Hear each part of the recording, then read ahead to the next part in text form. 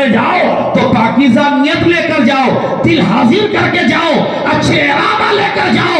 اگر پاکیزہ نیت کے ساتھ ایک ولی کی بارگاہ میں جاؤ گے، ان کے وسیلے سے رب کی بارگاہ میں دعا کرو گے، ہاتھ نیچے اترے گا بھی نہیں کہ دعا قبول ہو جائے۔ اور حضرت سیدنا شہباز محمد رحمت اللہ علیہ یہ تو بہت بلند پایا ولی ہے، بہت بڑے محدث، بہت بڑے محقق، بڑی علمی خدمات۔ آج بھاگلپور قرب و جوار میں علم و عمل کی بہار ہے، اہل سنت و جماعت کی یہ بہار ہے، یقیناً ان اولیاء کرام کے دم قدم سے ہے۔ اور انہوں نے جو اپنا مشن چھوڑا علماء کی شکل میں، ان کی خدمات جو قوم تک پہنچ رہی ہے، ان کی تقریریں، مواعظ حسنہ، بیانات جو قوم تک پہنچ رہے ہیں، ان کے ذریعے کل بھی مسلمانوں کے ایمان کی حفاظت ہوتی تھی، آج بھی حفاظت ہو رہی ہے اور انشاءاللہ قیامت تک حفاظت ہوتی ہے۔ اس لیے ولیوں کے دامن سے مضبوطی کے ساتھ وابستہ ہو جانا چاہیے۔ آج میں تھوڑی سی بات علم و عمل کے حوالے سے کروں گا، اور ہمارے شبیر بھائی تازہ اپنی والدہ کے ساتھ عمرہ کر کے لوٹے، ماشاءاللہ اس نبی کی بارگاہ سے لوٹے ہیں جس نبی کی شان کیا کہنا، رخ دن ہے یا مہر سما، یہ بھی نہیں وہ بھی نہیں، شب زلف یا مشک خدا، یہ بھی نہیں وہ بھی نہیں، ممکن میں قدرت کہاں، واجب میں عبدیت کہاں، حیران ہوں یہ بھی ہے خطا، یہ بھی نہیں وہ بھی نہیں، بلبل نے گل ان کو کہا، قمری نے سروے جافزہ، حیرت نے جھنجھلا کر کہا، یہ بھی نہیں وہ بھی نہیں، ڈر تھا کہ عصیاں کی سزا اب ہوگی یا روز جزا، تھی ان کی رحمت نے صدا، یہ بھی نہیں وہ بھی نہیں، فرما یہ بھی نہیں وہ بھی نہیں۔ اور ہمارے لیے شعر ہے کہ دن لہو میں کھونا تجھے، شب صبح تک سونا تجھے، شرم نبی خوف خدا، یہ بھی نہیں وہ بھی نہیں، رزق خدا کھایا کیا، فرمان حق ٹالا کیا، شکر کرم ترس سزا، یہ بھی نہیں وہ بھی نہیں، ہے بلبل رنگی رضا یا توت یہ نغمہ سرا، حق یہ کہ واصف ہے تیرا، یہ بھی نہیں وہ بھی نہیں۔ یہ مصطفیٰ جان رحمت کی شان ہے، مدینے کے تاجدار کی شان ہے، رحمت للعالمین کی شان ہے، میرے آقا سرور کائنات صلی اللہ علیہ وسلم آخری نبی ہے، اللہ کے محبوب ہے، خاکدان گیتی پر جلوہ گر ہوئے، بہاریں آ گئی، نبی تشریف لائے اجالا پھیل گیا، نبی تشریف لائے تاریکی چھٹ گئی، نبی تشریف لائے ظلم کا بازار سرد پڑ گیا، نبی تشریف لائے اسلام چھانے لگا، نبی تشریف لائے عدل کا بول بالا ہونے لگا، نبی تشریف لائے جو لوگ مایوسیوں کے جو لوگ مایوسیوں کے دلدل میں گم ہو گئے تھے، بے چینی بے قرب کے عالم میں زندگی گزار رہے تھے، ان کے لبوں پہ مسکراہٹ آ گئی اور سب نے ایک ہو کر کہا دنیا والوں اب مایوس ہونے کی ضرورت نہیں ہے، اب بے چینی کی ضرورت نہیں ہے، اب انصاف والے آقا آ گئے ہیں، رحم والے آقا آ گئے ہیں، کرم والے آقا آ گئے ہیں، غریبوں کے سہارا آ گئے ہیں، بیواؤں کے سہارا آ گئے ہیں، یتیموں کے سہارا آ گئے ہیں۔ پوری دنیا نے کہا کہ یہ کون شہر مکہ میں صبح صبح آیا ہے جن کے نور سے عالم سارا جگمگایا ہے، اور ہر انسان پکار اٹھا یا رسول اللہ تاریخ دل ہے ہمارا، یا رسول اللہ تاریخ گھر ہے ہمارا، یا رسول اللہ تاریخ علاقہ ہے ہمارا، یا رسول اللہ تاریخ ایریا ہے ہمارا، یا رسول اللہ تاریخ خاندان ہے ہمارا۔ آپ تو نور والے آقا ہے، آپ کی شان تو اللہ بیان فرماتا ہے، قد جاءکم من اللہ نور و کتاب مبین۔ اے نور والے آقا، اے چمک والے آقا، اے روشنی والے آقا، اے دمک والے آقا، ہمارے دلوں کو چمکا دیجئے،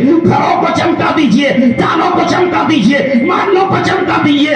تو نبی کی ماں سیدہ آمنہ فرماتی ہے نبی آئے ہیں تو ایسا چمکا ہے کہ مدینہ چمکا، مکہ چمکا، شام چمکا، یمن چمکا، عراق چمکا، بغداد چمکا، کوفہ چمکا، بصرہ چمکا، نجف اشرف چمکا، ایسا چمکا کہ امام اس کو محبت پکار اٹھے چمک کس سے پاتے ہیں؟ سب پانے والے میرا دل بھی چمکا دے، چمکانے والے برستا نہیں دیکھ کر ابر رحمت ہم بدوں پر بھی برسا دے، برسا دے۔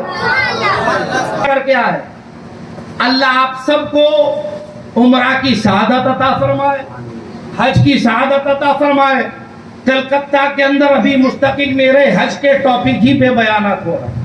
ہمارے حاجی سعود صاحب قبلہ یہاں جلوہ گر ہیں، دوسرے لوگ بھی ہیں، اور حج کا موسم چل بھی رہا ہے۔ تم یہاں حج کے حوالے سے کیا کیا باتیں نہ کی جائے، چاہے عمرہ ہو یا حج، ہم لوگوں کا مطمع نظر تو یہ ہے کہ نبی کا دیدار ہو جائے، نبی کی بارگاہ کی حاضری کا موقع مل جائے، کیونکہ میرے آقا نے حدیث پاک میں فرمایا من زارا بعد وفاتی کانما زارا فی حیاتی، جس نے میری زیارت میرے انتقال کے بعد وصال کے بعد کیا، گویا اس نے میری زندگی میں میری زیارت کی۔ یہ مصطفیٰ جان رحمت کی شان ہے۔ اس لیے دیوانو تم آج جاؤ یا کل جاؤ یا پرسوں جاؤ، اسی عقیدے کے ساتھ جاؤ کہ میرے آقا زندہ ہیں۔ جس طرح زندگی میں میرے آقا کا دیدار ہوتا تھا، اسی طرح بعد وصال میرے آقا کا دیدار ہو رہا ہے۔ اور یہ عقیدہ کوئی اور نے نہیں، مولا کائنات شیر خدا نے دیا ہے، ام المومنین عائشہ صدیقہ نے دیا ہے، حضرت عثمان غنی نے دیا ہے، آقا امام حسن نے دیا ہے، آقا امام حسین نے دیا ہے، سیدہ فاطمہ نے دیا ہے کہ نبی کی تعظیم جس طرح زندگی میں ہے، اسی طرح نبی کی تعظیم ان کے وصال کے بعد بھی کیا جائے گا، کیونکہ میرے آقا ایسے زندہ ہے کہ ان کی زندگی یہ ہے کہ تو زندہ ہے واللہ، تو زندہ ہے واللہ، میری چشم عالم سے چھپ جانے والے تو نبی کے صدقے میں، عمرہ بھی کرتے ہیں تو نبی کے صدقے میں۔ اصل مراد تو ہماری نبی کی بارگاہ کی حاضری ہے، مصطفیٰ جان رحمت کی حاضری ہے۔ کعبہ کو عظمت اسی نبی کے صدقے میں ملی، مقام ابراہیم کو عظمت اسی نبی کے صدقے میں ملی، صفا مروہ کو عظمت اسی نبی کے صدقے میں ملی، عرفات کو عظمت اسی نبی کے صدقے میں ملی، مزدلفہ کو عظمت اسی نبی کے صدقے میں ملی، جبل عرفات کو عظمت اسی نبی کے صدقے میں ملی، مدینہ المنورہ کو عظمت اسی نبی کے صدقے میں ملی، جنت المعلا کو عظمت اسی نبی کے صدقے میں ملی، جنت البقیع کو عظمت اسی نبی کے صدقے میں ملی، صحابہ کو عظمت اسی نبی کے صدقے میں ملی، نبیوں کو نبوت اسی نبی کے صدقے میں ملی، رسولوں کو رسالت اسی نبی کے صدقے میں ملی۔ ارے غرض یہ ہے ہمیں زندگی اسی نبی کے صدقے میں، ہمیں موت اسی نبی کے صدقے میں، قبر میں راحت اسی نبی کے صدقے میں، جنت میں آرام اسی نبی کے صدقے میں، میدان محشر میں شفاعت اسی نبی کے صدقے میں۔ غرض یہ ہے کہ اس مصطفیٰ کی شان یہ ہے کہ وہ جو نہ تھے تو کچھ نہ تھا، وہ جو نہ ہو تو کچھ نہ ہو، جان ہے وہ جہان کی، جان ہے تو جہان ہے۔ ساتھ عمرہ کو گئے، اللہ ہر بچے کو توفیق دے کہ وہ اپنے ماں باپ کے ساتھ یا تو عمرہ کو جائیں یا حج کو جائیں۔ حج کی فضیلت، عمرہ کی فضیلت ہے ہی اپنی جگہ، لیکن اگر ماں باپ کے ساتھ ہو تو کیا کہنا ہے۔ حدیثیں سن چکے ہیں، باپ جنت کا دروازہ، ماں کے قدموں کے تلے جنت، اور نبی کی بارگاہ سراپا جنت۔ اب اگر ماں باپ کے ساتھ عمرہ کا حج کا موقع مل جائے تو جنت میں جا رہے ہیں، جنت ساتھ میں لے کے جا رہے ہیں، جنت میں جا رہے ہیں، جنت ساتھ میں لے کر جا رہے ہیں۔ اور مکہ المکرمہ ہو یا وہاں کی ہر تمام طرح کی جگہ ہو، فضیلتیں تو بہت ہیں، لیکن مدینہ المنورہ کی فضیلت جو ہے وہ وہاں کہاں؟ اللہ کے نبی سرور کائنات جب تک حجرہ عائشہ میں رہے، نماز کا وقت ہوا، حجرہ عائشہ سے باہر نکلے، جانے لگے، منبر پر پہنچے نماز پڑھنے کے لیے۔ آنے جانے کا جو راستہ ہے، آنے جانے کا جو راستہ، نماز کا وقت ہوا، نبی حجرہ سے نکلے، مسجد نبوی کے منبر میں مصلی میں گئے، تو نبی کے آنے جانے کا راستہ، اور اس راستے میں نبی کے ہاتھ نہیں لگے، نبی کا چہرہ نہیں لگا، نبی کا قدم ناز لگا ہے، نبی کا کلمہ لگا ہے۔ اے عاشقو ذرا مچل جاؤ، اپنے آقا کی شان سنو، اپنے نبی کی شان سنو، اپنے رسول کی شان سنو، کہ جس نبی کا تم کلمہ پڑھتے ہو، جس نبی سے عشق کرتے ہو، جس نبی سے محبت کرتے ہو، جب اس نبی کے تلوے کا یہ تلوے کی عظمت ہے تو اس نبی کے سر کی عظمت کا کیا ہوگا، اس نبی کے چہرے کی عظمت کا کیا کہنا ہوگا۔ چنانچہ حدیث پاک ہے میرے آقا علیہ وسلم ارشاد فرماتے ہیں ما بین حجرتی ما بین قبری و ما بین قبری و منبری روضۃ من ریاض الجنہ. جو لوگ عمرہ کرنے جاتے ہیں، حج کرنے جاتے ہیں، ان سے پوچھو جب مسجد نبوی میں جاتے ہو تو لائن کہاں لگاتے ہو؟ تو سب کہے گا حضرت وہاں جنت کی ایک کیاری ہے، وہاں لائن لگاتے ہیں نماز پڑھنے کے لیے. کہ کاش وہاں نماز پڑھنے کا موقع مل جائے. اب تو یہ ایپ سسٹم نکال دیا ہے کہ ایپ کے ذریعے جس کا نام آیا ہے وہی جا سکتا ہے. ہم یہ کہتے ہیں میاں پروانوں کی بھیڑ دوسری جگہ کیوں نہیں، یہاں کیوں ہے؟ یہاں کیا بات ہے کہ ہر انسان نماز پڑھنے کے لیے بے قرار ہے، ہر انسان سجدہ کرنے کے لیے بے قرار ہے، ہر انسان رکوع کرنے کے لیے بے قرار ہے. کیا بات ہے یہاں؟ کون سی چیز تھی یہاں؟ تو عاشقو میرے آقا نے فرمایا کہ میری قبر اور میرے منبر کے درمیان جو حصہ ہے روضۃ من ریاض الجنہ، وہ دنیا ہی میں جنت کا ایک حصہ ہے. ہم گنہگار لوگ ہیں. آدمی آپ لوگ نماز ہوتی ہے مسجدوں میں جائیے، اتنا بڑا محلہ ہے، نمازی کتنے لوگ ہیں؟ 500 کی آبادی. نماز پڑھ رہے لوگ مشکل سے 10-15. باقی لوگ کہاں چلے گئے؟ کیا انہیں نماز پڑھنے کی ضرورت نہیں ہے؟ کیا انہیں اللہ کی عبادت کی ضرورت نہیں ہے؟ کیا انہیں مصطفیٰ جان رحمت کی سیرت کی اتباع کی ضرورت نہیں ہے؟ نماز جنت تو ملے گی ضرور مومنوں تمہیں، لیکن نماز کے بغیر نہیں ملے گی. نماز کے بغیر نہیں ملے گی. ساری فضیلتیں اپنی جگہ، سارے احکام اپنی جگہ، لیکن آج میں ببانگ دوحل قرآن کی روشنی میں اعلان کرتا ہوں اگر جنت چاہیے تو ہر حال میں تمہیں نماز پڑھنا ہوگا.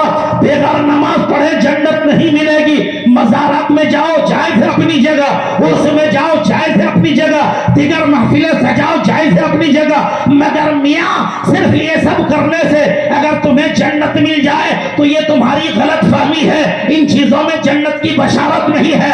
اللہ تبارک و تعالیٰ نے جنت کی بشارت دیا ہے نماز پڑھنے والوں کو. رسول اللہ نے جنت کی بشارت دیا ہے نماز پڑھنے والوں کو. مزار آباد رہے، مسجد ویران رہے، کبھی خدا راضی نہیں ہوگا. عرس آباد رہے، مسجد ویران رہے، کبھی خدا راضی نہ ہوگا. پہلے مسجد کو آباد کرو، وہ خدا کا گھر ہے. جب خدا کا گھر آباد ہوگا تو اللہ تمہارے گھر کو آباد کر دے گا، تمہارے محلے کو آباد کر دے گا. تم کسی مزار میں نہ جاؤ، عقیدت رکھو. ان لوگوں کی طرح نہیں جو کہتے ہیں مزار میں جانا جائز نہیں. وہ عقل کے اندھے ہیں، انہوں نے قرآن و حدیث سمجھا نہیں. جانا بلا شبہ جائز ہے، لیکن کوئی نہیں جائے تو گناہ نہیں. لیکن نماز نہیں پڑھو تو گناہ ہے کہ نہیں؟ اور کوئی چھوٹا موٹا گناہ ہے؟ 30واں پارہ سورہ آیت الذی پڑھیے.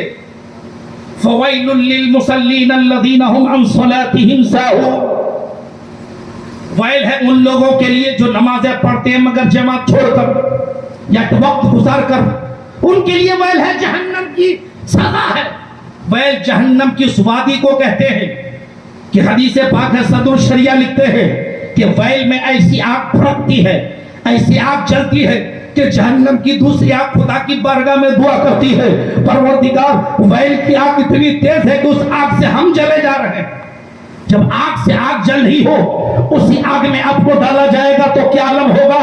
قرآن کہتا ہے یہ جہنم کی آگ ان لوگوں کے لیے ہے نماز پڑھتے ہیں مگر جماعت چھوڑتے ہیں، نماز پڑھتے ہیں مگر سستی کرتے ہیں، نماز پڑھتے ہیں مگر کاہلی کرتے ہیں. اے مسلمانوں، اسی سے اندازہ کر لو کہ یہ ویل ہے ان لوگوں کے لیے کہ نماز پڑھ رہے ہیں مگر جماعت ترک کر رہے ہیں، سستی کر رہے ہیں، کاہلی کر رہے ہیں. تو جو سرے سے نماز ہی نہیں پڑھتا، جمعہ تک نہیں پڑھتا، اندازہ کرو اس کے لیے کتنا دردناک. میں فرمایا میدان محشر ہوگا، نفسی نفسی کا عالم ہوگا، ہر انسان پریشان، اتنا پسینہ بہے گا، سورج ایک ہاتھ قریب آ جائے گا.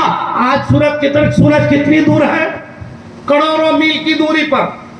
مگر آج دیکھیے دن میں حالت خراب ہو گئی. 38-40 ٹمپریچر. 1-1:30 بجے نکلو تو ایسا لگ رہا ہے چمڑی جل جائے گی. کروڑوں میل کی دوری پر ہے سورج، تب اس کی حرارت و گرمی کا یہ عالم. اور ایک ہاتھ قریب آ جائے، پوری روشنی بکھیرے، پوری تمازت بکھیرے، پوری دھوپ دے، تو گرمی کا کیا عالم ہوگا؟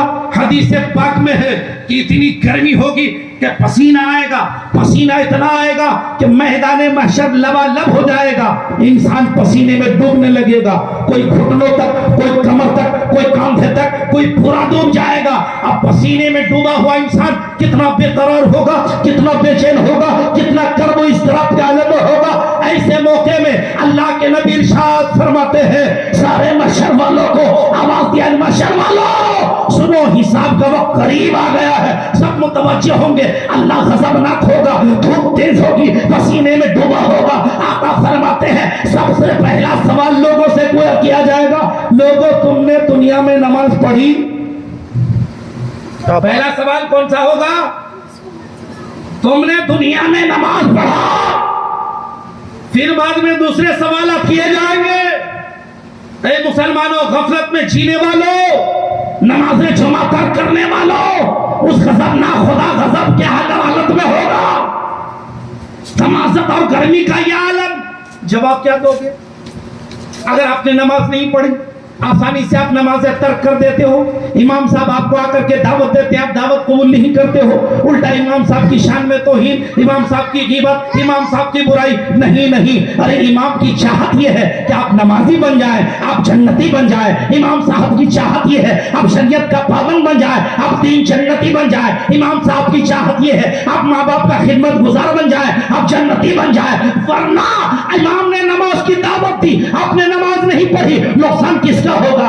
امام کا ہوگا، نمازیوں کا ہوگا؟ نہیں، اللہ کے نبی نے فرمایا ہے ہر انسان کو قبر میں جانے کے بعد میدان محشر میں اپنی زندگی کے بارے میں حساب و کتاب دینا ہوگا، شوہر بیوی کے بارے میں، بیوی شوہر کے بارے میں، باپ بیٹے کے بارے میں، بیٹا باپ کے بارے میں، بھائی کے بارے میں، بہن کے بارے میں، بھتیجا کے بارے میں پوچھا نہیں جائے گا۔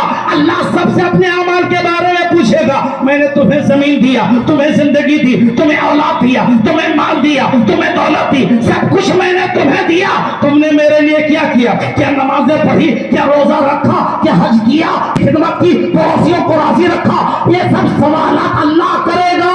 جواب اگر عورت سے پوچھا جائے تو شوہر آ کر نہیں دے گا۔ آج کل تو ہماری عورتوں کا عجیب و غریب عالم ہے، ایک تو نمازی ہی نہیں، مشکل سے کچھ لوگ نمازی مرد بن گئے تو عورتیں سمجھ رہے ہمیں چھٹی، ہم تو اپنے نمازی شوہر کو کھانا پکا کے کھلا رہے ہیں نا۔ میری ماں بہنوں، مرو گی تو تمہارے شوہر کا عمل تمہارے کام نہیں آئے، اور مرنا عورتوں کو بھی ہے، خالی مرد ہی نہیں مرتے ہیں، عورتیں بھی مرتی ہیں۔ مردوں میں نمازوں کے حوالے سے تو کوتاہی ہے، یہ اس سے کہیں زیادہ عورتوں میں۔ اور یہ کیوں ہے؟ نالج کی کمی ہے، علم کی کمی ہے، تعلیم کی کمی ہے۔ اللہ تبارک و تعالیٰ نے قرآن میں جس مذہب کا یہ عالم کہ سب سے پہلی آیت قرآن مقدس کی جو نازل ہوئی وہ ایجوکیشن کے حوالے سے، اقرا بسم ربک الذی خلق، پڑھو۔ آج وہ قوم جہالت میں سب سے آگے ہے، جس نبی نے فرمایا طلب العلم فریضۃ علی کل مسلم، مرد ہو یا عورت، دین سیکھنا سب پر ضروری ہے۔ دین نہ سیکھنے کی وجہ آج دیکھ رہے ہو، آج آپ کی بہنوں کی عزتیں تار کی جا رہی ہے، آپ کی بیٹیوں کی عزتیں تار کی جا رہی ہے۔ ہماری مسلم ماں بہنیں غیروں سے محبت کر رہی ہیں، غیروں سے شادیاں رچا رہی ہیں، دوسرے کے دھرم کو اپنا رہی ہیں، کفر و ارتداد کی آندھیاں چل رہی ہے کہ نہیں چل رہی ہے؟ سوشل میڈیا میں آپ ہیں، موبائل کی اسکرین پہ آپ کی انگلی ہے، ہمارا جوان رات بھر فیس بک میں گزارتا ہے، ٹویٹر میں گزارتا ہے، یوٹیوب میں گزارتا ہے۔ جوانوں، کیا تمہیں اپنی بہن کی عزت پیاری نہیں؟ تمہیں اپنی ماں کی عزت پیاری نہیں؟ تمہیں اپنی بیٹی کی عزت پیاری نہیں؟ تمہیں اپنے پڑوسیوں کی عزت پیاری نہیں؟ تمہیں اپنے مسلم بہنوں کی عزت پیاری نہیں؟ اگر پیاری ہے تو اپنی بہن کا خیال کیوں نہیں کرتا؟ اپنی بیٹی کا خیال کیوں نہیں کرتا؟ اپنی ماں کا خیال کیوں نہیں کرتا؟ اپنی بیوی کا خیال کیوں نہیں کرتا؟ اسے پردے کی تعلیم کیوں نہیں دیتا؟ اسے سورہ نور کیوں نہیں سکھاتا؟ اسے قرآن کیوں نہیں سکھاتا؟ اگر لڑکیاں ہندو دھرم کو قبول کر رہی ہے، کرسچن مذہب میں جا رہی ہے، دوسرے مذہب میں جا رہی ہے، تو نالج کی کمی کی وجہ سے اگر ہماری بچیوں کے دلوں میں پہلے ہی سے اللہ کی محبت ہوگی، رسول اللہ کی محبت ہوتی, اسلام کی اہمیت کو جانتی کہ اسلام دھرم وہ پاکیزہ دھرم ہے, وہ پاکیزہ مذہب ہے, وہ ستھرا مذہب ہے کہ اس سے بہتر مذہب نہ دنیا میں آیا ہے نہ کبھی آئے گا. یہ وہ مذہب ہے کہ عورت اس میں آتی ہے تو اللہ کے نبی عزت عطا فرماتے ہیں, کبھی بیٹی بنا کر, کبھی بہن بنا کر, کبھی ماں بنا کر, کبھی بیوی بنا کر. ارے مذہب اسلام سے زیادہ کسی مذہب میں عورت کی عزت نہیں ہے, عورت کی حفاظت نہیں ہے. اگر میری عورت ہے, میری ماں بہن ہے, اگر قرآن و حدیث سیکھتی, دین جانتی تو ہرگز وہ اسلام چھوڑ کر دوسرا مذہب قبول نہ کرتی. مگر ہم نے اپنی بیٹیوں کو کالج تو پڑھوا دیا, اسکول تو پڑھوا دیا, ماڈرن اسکولوں میں بھیج تو دیا, مگر ہم نے نبی کی محبت ان کے دل میں نہیں ڈالی. خاتون جنت سیدہ فاطمہ کی محبت ان کے دل میں نہیں ڈالی, حضرت عائشہ کی محبت ان کے دل میں نہیں ڈالی, حضرت زینب کی محبت ان کے دل میں نہیں ڈالی, حضرت خدیجہ کی محبت ان کے دل میں نہیں ڈالی. نتیجہ یہ ہے کہ آج ہماری بیٹیاں غیروں کے چنگل کا شکار ہو رہی ہے. اے جوانوں, میں آج تمہیں بھی کہتا ہوں, اگر اپنی بیٹی کو بچانا ہے, اپنی بہن کو بچانا ہے تو کالج میں بھیجنے سے پہلے قرآن سکھا دے, اسکول میں بھیجنے سے پہلے نبی کی شریعت سکھا دے, تاکہ آپ کی بیٹی, آپ کی بہن کالج جائے, اسکول جائے, چاہے جو بھی پڑھے, مگر پہلے وہ سیدہ فاطمہ کی کنیز بن جائے. اگر فاطمہ کی کنیز بنے گی تو ہر چیز کا سودا کرے گی, مگر کبھی اسلام کا سودا نہیں کر سکتی. سبحان اللہ, بے شک ضرورت ہے تعلیمی بیداری کی, ایجوکیشن کی. بتاؤ اپنے بچیوں کو, اسلام سے پاکیزہ مذہب کچھ ہے ہی نہیں. اور میں ماں بہنوں سے کہنا چاہتا ہوں, میری ماں بہنیں, آپ کا ایمان آسمان و زمین سے زیادہ مہنگا ہے. مولا کائنات شیر خدا مشکل کشا فاتح خیبر میں ہے. بخاری شریف کی حدیث پاک ہے, اللہ کے نبی نے جھنڈا دے دیا, فاتح خیبر ہے. مولا کائنات عرض کرتے حضور لڑوں اس وقت تک جب تک علی کی تلوار ٹوٹ نہ جائے. آقا فرماتے علی نرمی کرو, پہلے اسلام کی دعوت دو, اگر اسلام قبول کر لے تو پھر لڑائی کی ضرورت نہیں, اسلام قبول نہ کرے تب لڑائی ہے. آگے آقا فرماتے علی اگر تمہاری دعوت پر کسی نے اسلام قبول کر لیا تو اسلام کی اہمیت اس بخاری شریف کی حدیث. آقا فرماتے ہیں اگر تمہاری دعوت پر علی کسی نے اسلام قبول کر لیا تو یہ تمہارے لیے عرب کے سرخ اونٹوں کے مالک ہونے سے بہتر ہے. اس کی تھوڑی سی توضیح کر دوں. ہمارے ہندوستان میں جس کے پاس زمین زیادہ ہے وہ بڑا امیر ہے, یہی ہے. یہی زمانے میں بڑی بلڈنگ ہے, کار ہے, بینک بیلنس ہے, امیر ہے, دولت مند ہے. تو ہمارے ہندوستان میں زمین کا زیادہ ہونا امیر ہونے کی علامت ہے. بڑی بلڈنگ ہونا, کار ہونا, بینک بیلنس ہونا امیر ہونے کی علامت ہے. عرب میں امیر ہونے کی علامت یہ تھی کہ سرخ اونٹ جن کے پاس جتنے زیادہ ہوں گے اتنا ہی بڑا امیر ہوگا. تو میرے آقا علی سے فرماتے علی اگر تمہاری دعوت پر کوئی اسلام قبول کر لیتا ہے تو یہ اسلام قبول کر لینا تمہاری دعوت پر تمہارے لیے عرب کے سب سے بڑے امیر بننے سے بھی بہتر ہے. تو پتا چلا میری ماں بہنوں بھائیوں, تمہارا اسلام سب سے اتنا مہنگا ہے کہ اگر علاقے کا سب سے امیر بن جاؤ تب بھی اتنی عزت نہیں, آسمان و زمین کی اتنی قیمت نہیں جتنے تمہارے ایمان کی قیمت ہے. آج ہماری بہنیں, ہماری بیٹیاں اپنا ایمان دوسروں کے ہاتھوں میں بیچ رہی ہے. ہمیں ضرورت ہے کہ ہم اپنی ماں بہنوں کو سمجھائیں, بہن بیٹیوں کو سمجھائیں کہ اسلام کا سودا نہ کرو, اس میں ایمان کا سودا نہ کرو, اس سے مہنگی چیز ہی نہیں سکتی. اگر ایمان ہے تو عزت ہے, اگر ایمان ہے تو آبرو ہے, اگر ایمان ہے خدا کی رحمت ہے, اگر ایمان ہے نبی کی سنتوں کی ادائیگی برکت ہے تمہارے ساتھ ہے, اگر ایمان ہے قبر کی راحت ہے تمہارے لیے ہے, اگر ایمان ہے میدان محشر میں راحت ہے تمہارے لیے ہے, اگر ایمان ہے تو جنت کی بہار ہے تمہارے لیے ہے.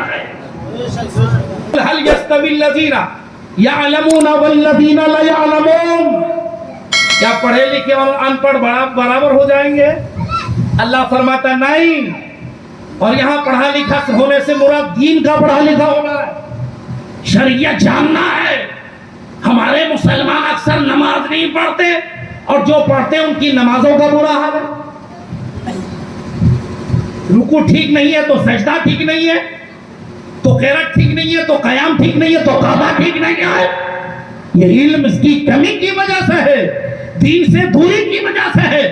جو لوگ نمازوں سے دور ہیں توبہ کریں, نمازوں کے قریب آئے. جو لوگ نماز پڑھتے ہیں انہیں چاہیے کہ اپنی نمازیں ٹھیک کریں, دین سیکھیں, خود قانون شریعت باہر شریعت پڑھیں, یا امام کے پاس جائیں کہ حضرت میری نماز کیسے ٹھیک ہوگی آپ مجھے بتا دیجئے, میں قرات کیسے کروں مجھے بتا دیجئے, میں رکوع کیسے کروں مجھے بتا دیجئے, میرا سجدہ کیسے صحیح ہوگا مجھے بتا دیجئے. ورنہ یاد رکھنا نماز خالی اٹھنے بیٹھنے کا نام نہیں ہے, نماز ایک مخصوص طریقے کا نام ہے. بخاری شریف کی حدیث سے پاک ہے, اللہ کے نبی نے فرمایا صلو کما رأیتمونی اصلی, اے صحابہ تم اس طرح نماز پڑھو جس طرح میں نماز پڑھتا ہوں. پتہ کیا چلا, نماز پڑھنے کا ایک مخصوص طریقہ ہے جو نبی نے بتایا ہے. اگر اسی طریقہ کے مطابق پڑھو گے تو نماز ہوگی, اگر الگ طریقہ سے پڑھو گے تو نماز نہیں ہوگی. تو پتہ کیا چلا کہ نماز پڑھنے کے لیے بھی تعلیم کی ضرورت ہے, ایجوکیشن کی ضرورت ہے, حج کرنے کے لیے بھی تعلیم کی ضرورت ہے, روزہ رکھنے کے لیے بھی تعلیم کی ضرورت ہے, زکات دینے کے لیے بھی تعلیم کی ضرورت ہے. اگر تعلیم نہیں ہے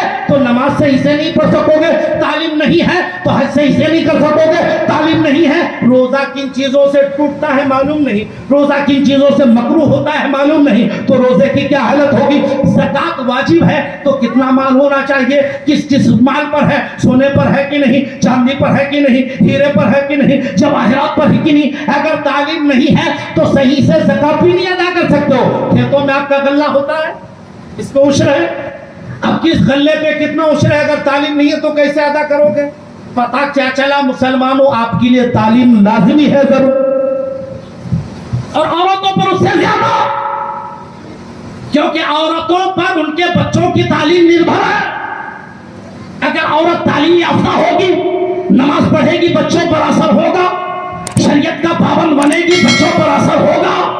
ماں پڑھی لکھی ہوگی, چھوٹے سے بچوں کو سکھائے گی کہ بیٹی ہمارا اللہ ایک ہے, ہمارا اللہ پاک بھی عیب ہے, ہمارا اللہ ہر چیز پر قادر ہے. ماں پڑھی لکھی ہوگی, دیندار ہوگی, تو بیٹی کو بتائے گی بیٹی جنت کا سردار کوئی اور نہیں, نبی کی بیٹی خاتون جنت سیدہ فاطمہ ہے. انہوں نے پردہ اختیار کیا, تمہیں بھی پردہ دینا اختیار کرنا ہوگا. انہوں نے نمازیں پڑھی, تمہیں بھی نماز پڑھنا ہوگا. انہوں نے ہمیشہ خدا کا خوف دل میں رکھا, تمہیں بھی خدا کا خوف دل میں رکھنا ہوگا. انہوں نے ہمیشہ نبی کی سنتوں کو یاد رکھا ہے, اس کی پابندی کی ہے, تمہیں بھی پابندی کرنا ہوگا. اگر ماں تعلیم یافتہ ہوگی تو بچیاں بھی تعلیم یافتہ ہوگی, اور جس گھر کی بچیاں دیندار ہو الحمدللہ وہ گھر جنت نشان ہوتا ہے, خدا کی رحمتیں نازل ہوتی ہے دنیا میں بھی, زندگی میں بھی اور مرنے کے بعد.